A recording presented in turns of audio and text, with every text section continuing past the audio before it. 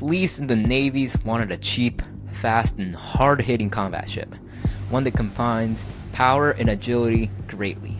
They chose the Viper MkIII, a light combat ship built by Faulcon Delacy Shipyards. A perfect choice, seeing in the amount of police using these guys, representing its popularity. This video will be formatted into 3 parts: overview, pros and cons with a comparison of another ship, and my final opinion on it.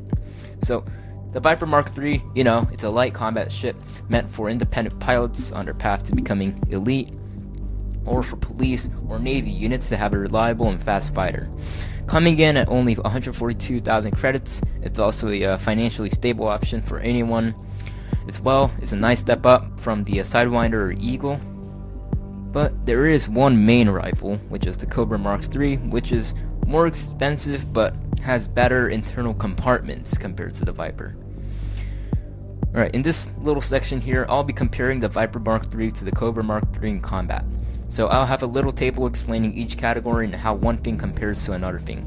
The first thing is the price. So the Viper has a price tag of around 142,000 credits. The Cobra has 350,000, so 200,000 credits more. So the Viper gets a little point because it's a lot cheaper. And let me tell you, for hard points and utilities, they're identical, so don't worry about missing it on any weapons when you buy the cheaper Viper.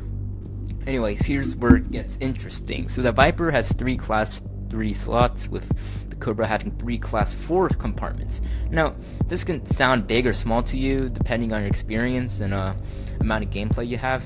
Well, the Class 4 compartments can definitely make a good difference, as shields or hull reinforcements effectiveness can vary to some degree depending on the compartment size, but just for scale, let me show you this table. Maxing out the Cobra MkIII with engineering will let you have 536 shields and 3,922 points of armor. The Viper, on the other hand, it has 2,809 points of armor, which, it's kind of lower, like 1,000 points lower than the Cobra, but the shields can be charged up to 761 millijoules, which is much better than the latter. Well, not much, but it's a little improvement.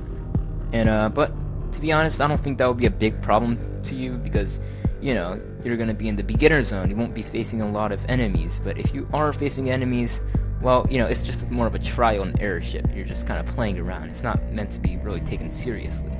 But in terms of maneuverability, the Viper is clearly more maneuverable than the Cobra and is also a lot faster than the latter.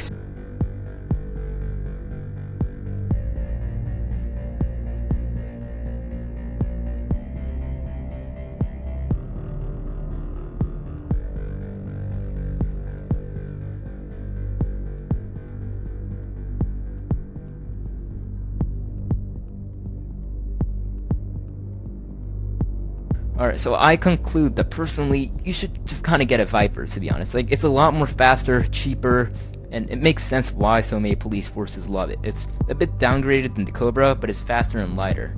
It also shares a lot of characteristics with it, so the downgrade isn't too much of a big deal. It's also better in some aspects, but isn't in others, like the armor and shields, maneuverability, stuff like that.